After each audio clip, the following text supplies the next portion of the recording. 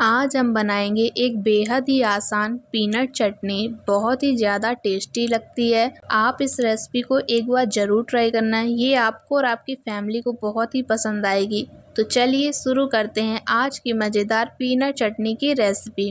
Peanut चटनी बनाने के लिए मैं ले रही हूँ 3 टेबलस्पून भुनी हुई मूंगफली और इसके साथ ही इसमें हम डाल देंगे 2 टेबलस्पून भुना हुआ चना, या फिर अगर आपके पास ये नहीं है तो आप इसकी जगह घर की जो दाल होती है चना की दाल, उसे आप तवे पर भून लें और उसका भी यूज कर सकते हैं।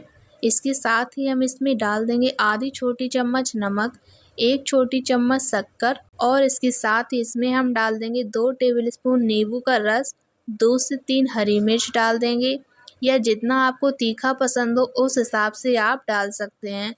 फिर इसमें मैं डाल रही हूँ 4 कली लहसुन की, 1 टुकड़ा अदरक का और 2 टेबलस्पून भर के दही डाल दें। फिर मैं इसमें डाल रही हूँ 1 से 1.5 टेबलस्पून कश्मीरी लाल मिर्च पाउडर। ये मैं सिर्फ कलर के लिए डाल रही हूँ। इससे प्यारा सा ऑरेंज कलर आता है चटनी का। आप चाहें तो इसे स्किप भी कर सकते हैं। फिर इसमें डालेंगे हम थोड़ा सा पानी और बस अब इन सारी चीज़ों को अच्छे से ग्राइंड कर लेंगे ताकि अच्छे से स्मूथ चटनी तैयार हो जाए। तो ये देखिए एकदम स्मूथ गाढ़ी चटनी बनके तैयार है।